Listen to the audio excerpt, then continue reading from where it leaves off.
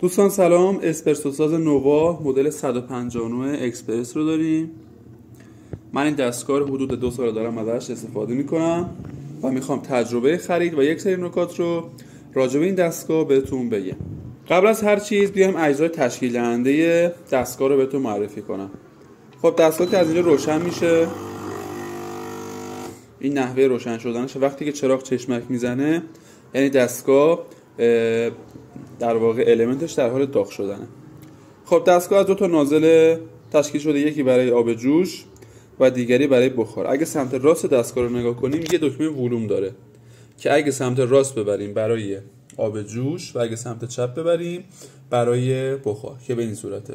وقتی اینو انجام بدیم دستگاه چشمک زدن شروع میکنه. البته الان هنوز داغ نشده، به خاطر همون این حالت شده. پس به حالت اول برمیگردیم. حالا بریم سراغ دکمه. دکمه اول که همونجوری که بهتون گفتم دکمه روشن شدن، دکمه دوم برای بخارگیری و این 2 تا دکمه، یکیش برای سینگل یعنی عصاره‌گیری سینگل و دومی برای عصاره‌گیری دوبل هستش که اینا قابل تنظیمه. این قسمت هم سینی چکه‌گیر دستگاه است که همونطور که می‌بینید داخلش یه شناور داره. وقتی که آب بیاد بالا این شناور هم میاد بالا و ما رو از پر بودنش چکه‌گیر مطلع میکنه. حالا بریم سراغ مخزن آب دستگاه که حدود 2.7 لیتر آب داخلش جا میشه و از اینجا میتونید آب رو بهش اضافه کنید. حالا بریم سراغ اقلام همراه دستگاه. اقلام دستگاه مهمترین چیزش پورتافیلترشه که اکثرا همه دستگاه دارن، ولی این پورتافیلتر این مدل واقعا با کیفیت و حس کیفیت رو قشنگ به آدم القا میکنه.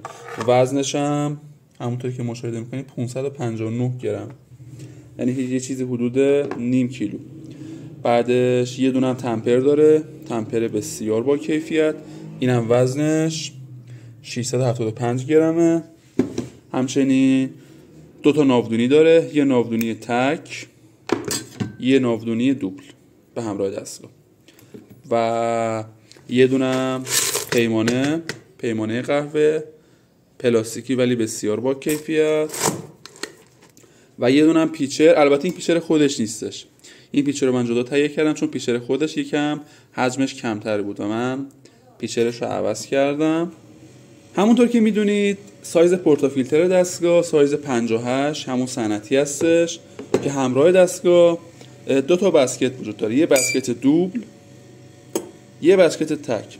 البته اینم بگم این بسکتاشو من جدا تهیه کردم، چرا که بسکت‌های خودش تحت فشار بود ولی این بسکت‌ها غیر تحت فشاره و منم بهتون پیشنهاد میکنم که بسکتشو عوض کنید. خب دوستان، حالا میخوام تجربه خریدم رو از این دستگاه براتون به اشتراک بگذارم.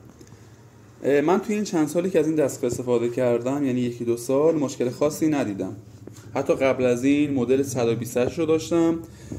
مدل 128 یه مشکلی که داشت، قهوه اول یا دوم رو یکم سرد میداد، یعنی بیرون در واقع توی عصاره‌گیری، ولی این دستگاه این مشکل رو نداره و همون قهوه اول رو هم به خوبی داغ و با دمای مناسب بیرون میده. تنها مشکلی که توی این دستگاه دیدم پیچ شاورش هستش دوستان. این پیچ شاور هر کاری کردم نتونستم بازش کنم. حالا اگه شما هم این مشکل رو دارین حتما توی کامنت ها بگین، چون من هر کاری کردم که نتونستم اینو بازش کنم برای در واقع تمیز کردن شاورش و دستگاه همینجوری مونده. و اما مورد دیگه ای که توی این دستگاه دیدم بسکت های اون بود که بسکت هاش تحت فشار بود و من بسکت هاشو عوض کردم و بسکت های غیر تحت فشار براشون انداختم. اما به طور کلی بخوام بگم این دستگاه واقعا ارزش خرید داره، هم برای خونه و هم برای کافی شاپ های کوچیک. واقعا جواب میده.